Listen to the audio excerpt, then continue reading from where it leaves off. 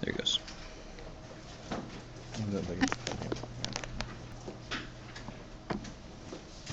Whoa.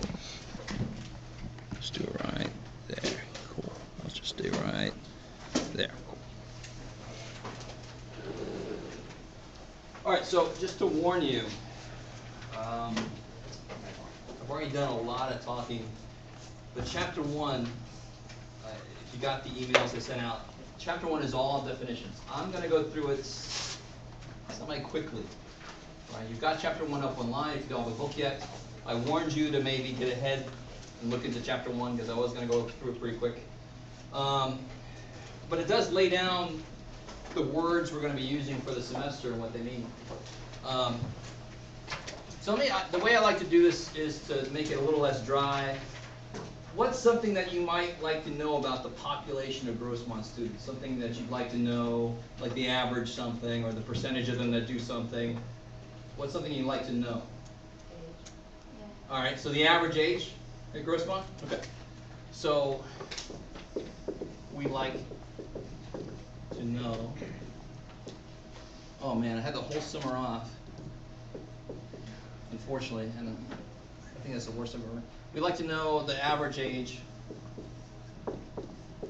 of Grossmont students.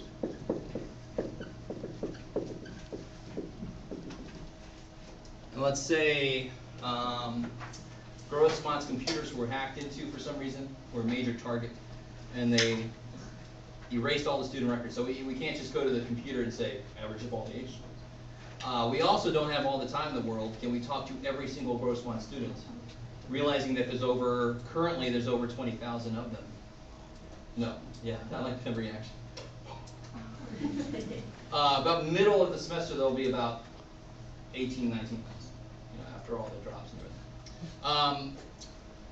So how would we do this? Survey, okay. So we've got an idea. So the reason I asked that question is, one way to do it is a survey, and then how do you mean survey? You could email, go into like different classes, just get an average. all right, we can go into different classes. We could put in. Well, you guys don't have any mailboxes, do you? I'm thinking about my university days, but that's different. You could go into different classrooms. That's one thing, right? So what do we have going on here? We have way too many students to talk to. So we're going to take a sample, a subgroup, right? A sample. So we have a population that we want to really talk about. So this is the collection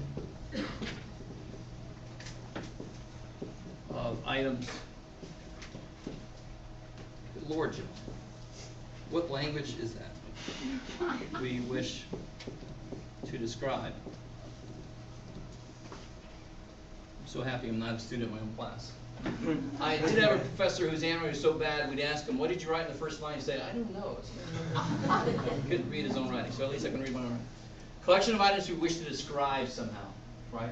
We want to say with the average, with a percentage of them that do something or other. In this case, the average age. And the sample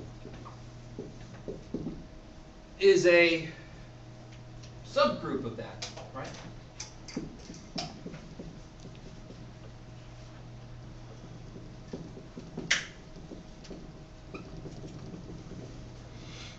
Subgroup of the population. Cool. So what's wrong if you wanted to say something about the United States, and I went to a mall here somewhere and started asking people questions? What's wrong with that? There's only one specific area. Yeah, am I targeting my population? Am I representing my population? No.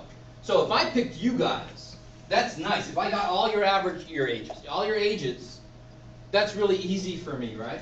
You're all right here. That's not going to take very long. Good God, I don't survey, man, that's going to take a long time. We got to make it, we got to send it out. Screw that. What's wrong with me asking you? You guys are Grossmont students, hopefully. Right, you guys are Grossmont students, so what's wrong with me just picking you guys? What would be wrong with that? Why wouldn't that do what we want to do? We want to be able to say the average age of Grossmont students. We want to get a good estimate for that. So what's wrong with me just picking you guys? We're probably too small of a sample. Now, the funny thing is, the size is good. Believe it or not. The size is good. Bigger sample is better. That's very obvious. You with me? You don't have to take stats to know that. The more people you talk to, the better idea you get about the population. You with me? The size is not bad. If I had 5 people, that sucks. 15 people, that's better. It still sucks.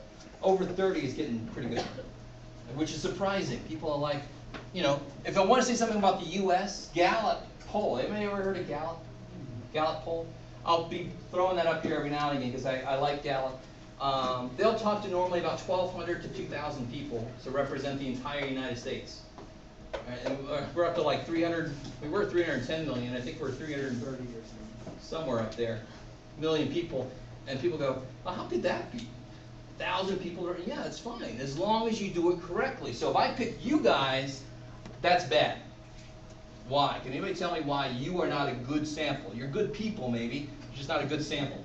Because not everyone in Grossmont is taking statistics. There's other classes that like attract different age groups. I like it. I like the fact that you, and at the end of the sentence, you said exactly what it is. You guys are all in a stats class at this time because you're a certain type of student, right? Not everybody has to take stats, so they're not represented. Not everybody is here at this time. There's a lot of people that only come at night, so they're not represented. And what's so wrong with that? Because then our results would be skewed in the direction of who you do represent. You with me? So I love polls like MSNBC Online or Fox News polls. You can't trust those worth crap because either it's only the people that actually go there or somebody's posted somebody somewhere and said, go do this poll, everybody. You know, and so they all go and they skew it totally one way or the other. You with me? You can't trust that. And they're the people that don't even have online access. They're people that don't have phones. So if you do a phone survey, you're still not hitting everybody. Okay, good Lord. You've done 2 definitions here. So you have a population you want to say something about. You have a sample that you can actually get and realistically talk to and do something with. Okay. I don't want to get too far ahead of myself. Cool. Oh, now I want to talk about data. Blah, blah, blah, blah, blah. Yeah, okay. With the population, and this is kind of nice, the way this works. The average age of Grossmont students is called a parameter because it describes the whole population. So a parameter is normally a numerical measurement. Doesn't necessarily have to be, but it's normally a numerical measurement describing the population.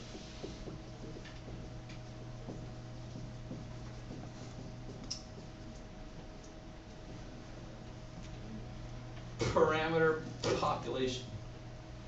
Sample, hopefully, is a word that starts with the letter S, and it is. The thing that describes a sample is called a statistic, believe it or not.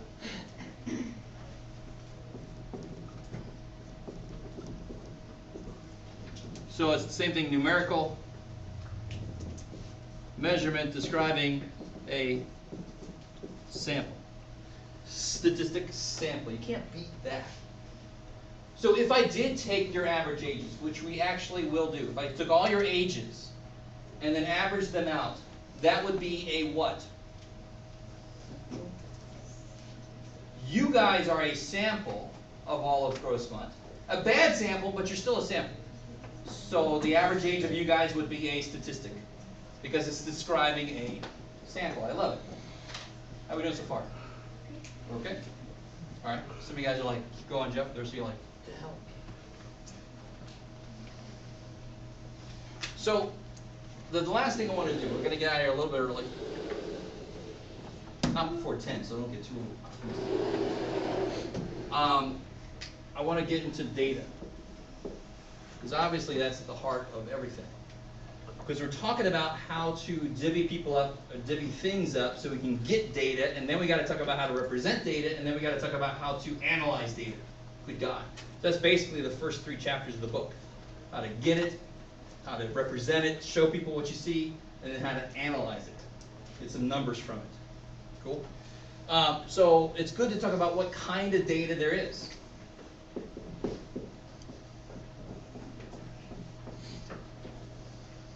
So one distinction we can make is between, I'm going to do that later. Let me go to the big thing. There's 4 levels levels of data. And actually, let me get the overriding levels here. There's quantitative versus qualitative. And then we can break those down a little further. So these main two, and then these break down into two more, so you end up with 4. It's amazing how that works. Quantitative, what type of data do you think that is? Yeah, it's because it's got as a root word quantity or quant. Quantitative is truly numerical data. What does truly numerical mean? Can somebody give me something that you might think is a number but isn't really truly numerical? Like what? A On a percent? scale of 1 to 10, how do you prove the president's job? On a scale of 1 to 10. Oh, yeah, okay. So 1 through 10 is, they're not truly numbers because you can't necessarily do numerical things to them. So for example, Social Security numbers. If you subtract your Social Security number from mine, you'll get something, but it doesn't mean anything. So it's not truly numerical. Zip codes, they're not truly numerical. You with me? They don't measure a quantity of something. Cool. Okay. So quantitative, truly numerical data. So what about qualitative? What's the root word of that one? Quality. I like it. So it's more descriptive, right? It's more of a characteristic of something, like hair color or Social Security number. That's another name for you, right? Is your Social Security number. So qualitative is more descriptive. Categories, not just categories, but characteristics. Okay. Cool. How are we doing so far? So obviously if it's quantitative, you can do different analysis than if it was qualitative. You can't take the average hair color in a room. If you can, tell me how. Why would assigning numbers, like 0 is bald, 1 is really, really platinum blonde, all the way up to maybe 10 is like pitch black. Why wouldn't that work? You could use hexadecimal. Oh, okay. Computer language, and you add everything together that way. True. Why would that still not really? Because it uses letters. Yeah, well, that's one thing. But the letters is fine, because in hexadecimal, those are numbers. It's just that we don't have numbers above 9, single digits, so that doesn't. But still, it wouldn't truly work, because they're not really truly numerical. They're just names. They're still just names. So if I said 10 is pitch black, I'm just replacing the name pitch black with 10. Who cares? It's like you're number 72 in the football team. Doesn't mean you're better than number 71. It's just your name on the football team. Okay. Oh. Here's my high-tech eraser.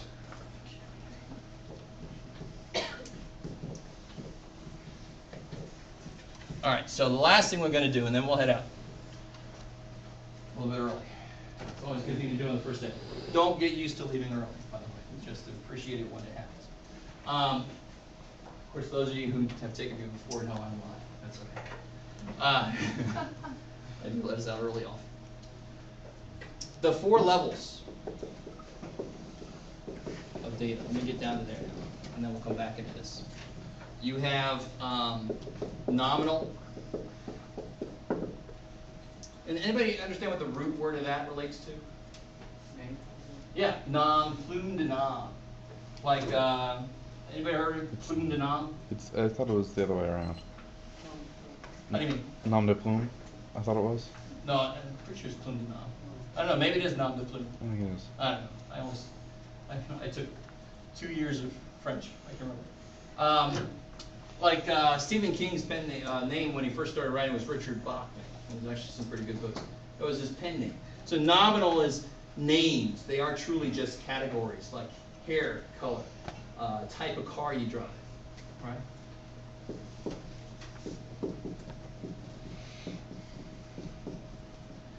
Examples: hair color, type of car, Social Security number, stuff like that. Now these are truly levels. Anything that's nominal, you could put into the next category. The next category is just like a higher category. You can do more with it. So this is what you can do the least with. You can't average the type of car, right? You can't subtract Peugeot minus Hyundai. I don't know what that would be. It would be pineapple. I don't know. The next level up is ordinal, and the root word for that seems to be possibly Order? order. I love it. They have some kind of order. So, for example, if you go to a restaurant and they say, "How did you like our food?" Fair, excellent, poor, good. What's wrong with the way I just said that? Fair, excellent, poor, good. What? No.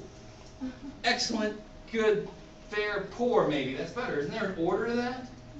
So an inherent order. Don't just say alphabetical, so everything in the world's ordinal.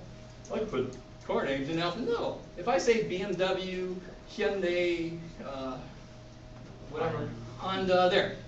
You're not going to go, that's not alphabetical. What's wrong with you? We're not all OCD. So ordinal has inherent order. If it's out of order, it sounds weird. Like a strongly agree, neutral, disagree, all that kind of stuff. So obviously some kind of ranking, like excellent, good, fair, poor, that kind of thing. Anything like that. That could be where you would put 1 through 10. You could argue some different ways. Okay. So these are the two that are more qualitative. I think you can tell they're more qualitative.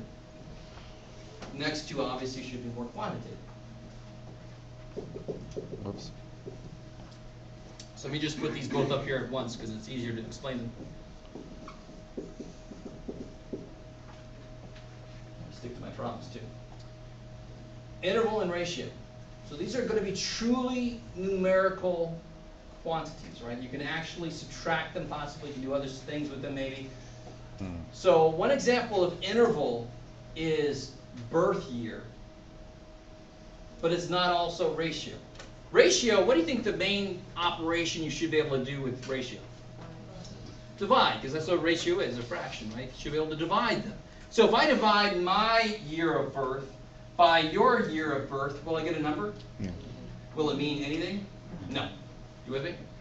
Okay, so ratio, I must be able, division must make sense. Not just can you divide the numbers. It must make sense. So for example, what kind of division makes sense? Well, I caught a fish that was 10 inches long, but he caught a fish that was 20.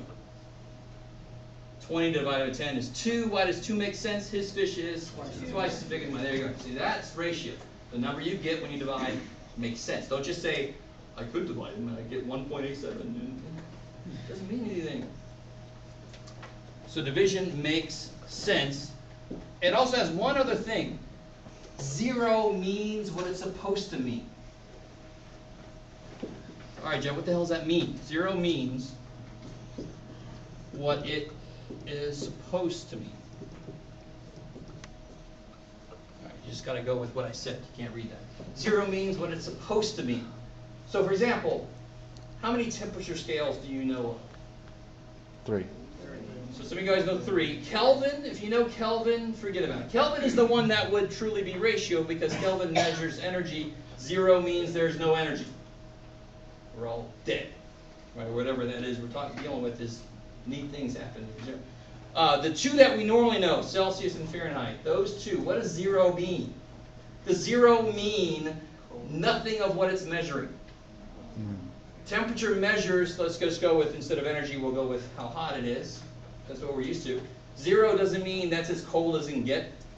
If you live in Wisconsin, if you have been to Wisconsin or Alaska, then you know it can get colder. It can get negative.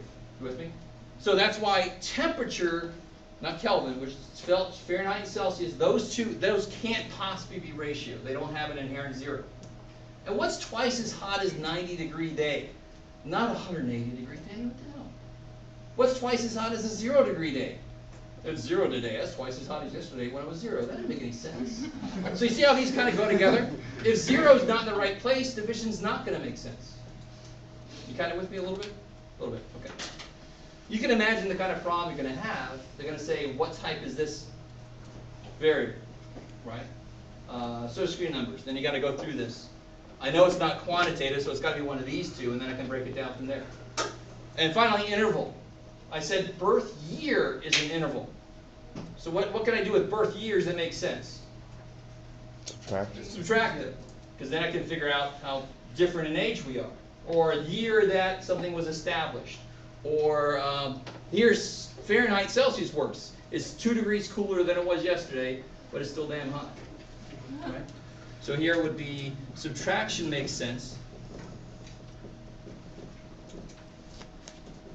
Example, temperature, Fahrenheit Celsius, birth year, stuff like that. Okay. How we doing? I feel like I should have a shirt for you since I survived my first stats shirt. All right. That's all I got. So don't forget, Wednesday we're going to go on a field trip. Please read through the rest of Chapter 1 if you have not done so already. Next lecture we're going to go pretty quickly through it. If you need an ad code, by the way, I haven't been in my mailbox yet, so I'll have them on Wednesday. This is not acceptable. No. I mean, you can still use it, but yeah, you need something more than that. Yeah. Sorry. You know, like I said, there's a website, the rent calculator. I have them older brother and sister, they might have one. Oh, okay. Of course, they might not have them anymore, but. 82 would work, but 83, 84 is better. Okay. So whatever you can get your hands on. Oh, yeah.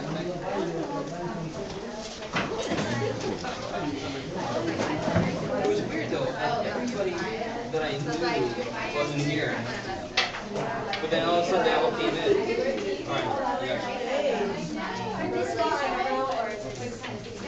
Oh, maybe. You will definitely be a little on your own with trying to figure out, because everything I do is going to be geared to the 8384. All the instructions I've given are there. This could probably do everything. It's just going to be in very different places.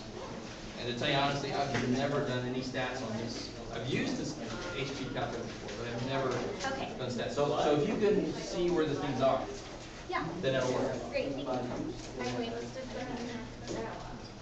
for Were you somebody that made it? Amy. Oh yeah, so like I said, oh yeah, I'll have them on Wednesday. If you want it before then, you can just email me and I can send you a code and process it. Yeah. Sure.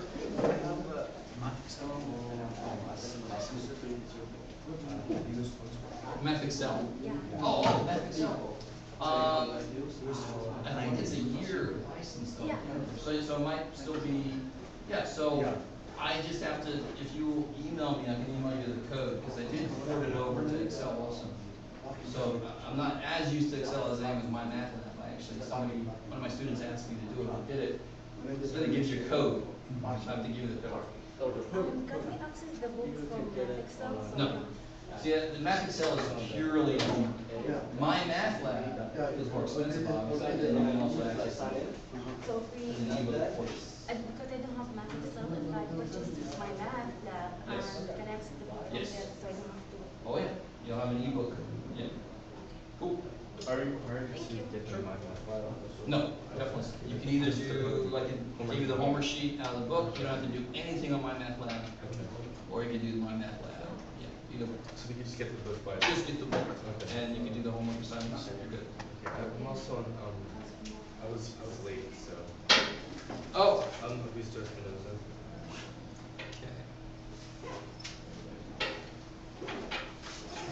thank you.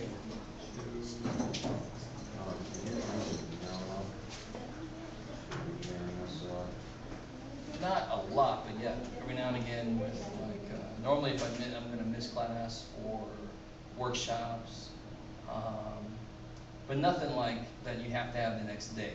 I don't normally do that. So I know some teachers email continuously, and it's like, print this out for tomorrow, print this out for next week. So I don't do that, but I still email about workshops, tutor changes and stuff like that. Yeah. I want to make sure that you have the right email address. The email address I have is the one that's in Web Advisor. So you can actually log into WebAdvisor.